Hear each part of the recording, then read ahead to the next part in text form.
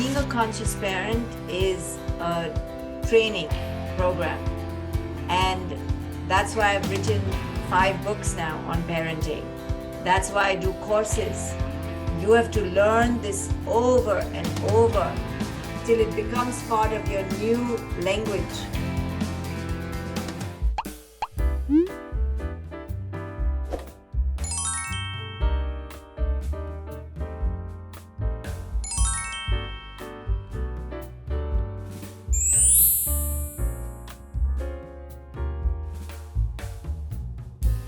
So next time you're getting triggered, you have to ask yourself, do I not understand what's going on with this person? Number 2, what is my baggage from childhood? Number 3, what has culture told me? This is standard, the 3 things you have to do. So number 1, we don't understand that children have emotions every 10 minutes. Our emotional baggage from childhood is that we should be quiet. So we come with that. And then culture tells us we should be good, we should be obedient, girls more than boys. So these 3 are creating a volcano that we cannot handle. When our children act in a way that we don't want them to act, we think children should be quiet, children should be obedient, children should be respectful, children should be polite. All this comes at once.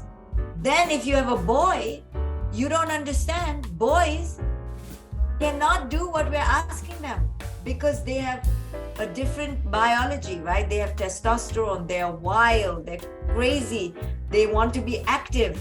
And we're telling them, be quiet, be polite, listen. Boys go crazy. That's why boys act the way they do. And a mother cannot understand a boy. And then if it's a girl, she thinks that like culture has told her that girls need to be good and girls need to be quiet. So all of this is always messing us up in the moment with our children. Plus our own childhood baggage that said, that did not teach us how to handle feelings.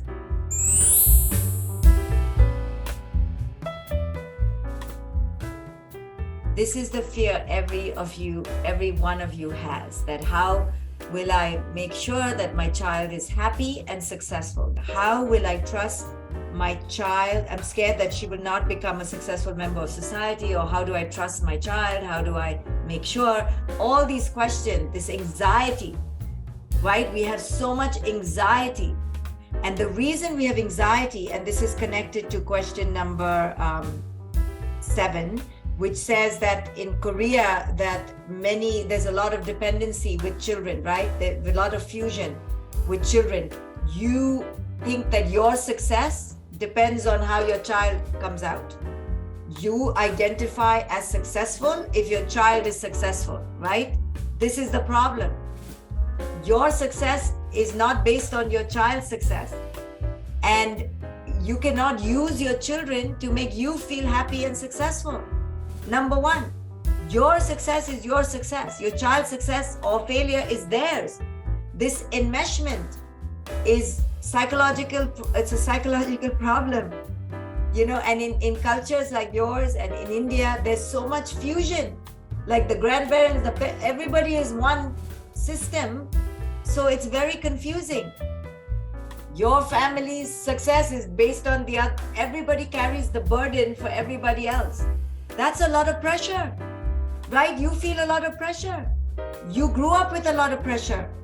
Why? Because you realize that my parents' happiness and success is dependent on me. So my goodness, you cannot make your own life decisions.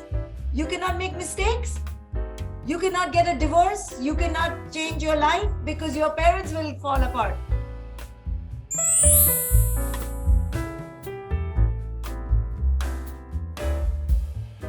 This is just the nature of having 4 children. They're not going to feel fairly treated. So let it go. It is what it is.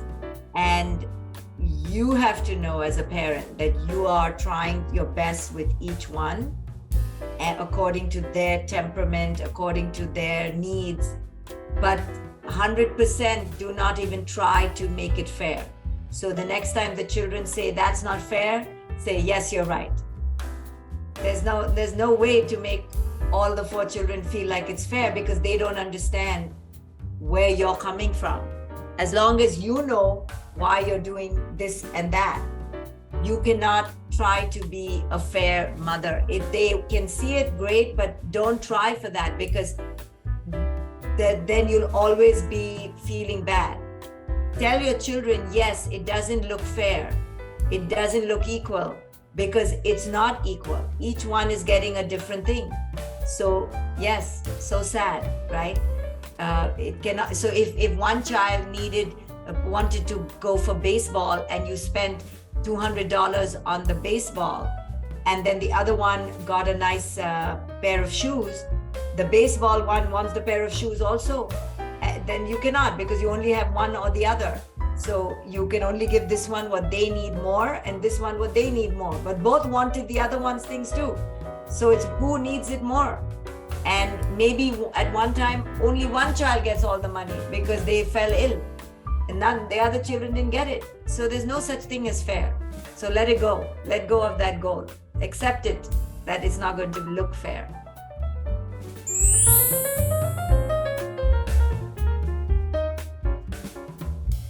So being a conscious parent is a training program, and that's why I've written 5 books now on parenting. That's why I do courses. You have to learn this over and over till it becomes part of your new language. So I have a coaching institute. I train coaches. I train parents to become the best parents in that institute. I have courses. You have to keep doing this. And if you listen to the courses and the teachings over and over for like a year, you will then learn a new language, and then it becomes part of your daily habit, right? So you're changing your habit.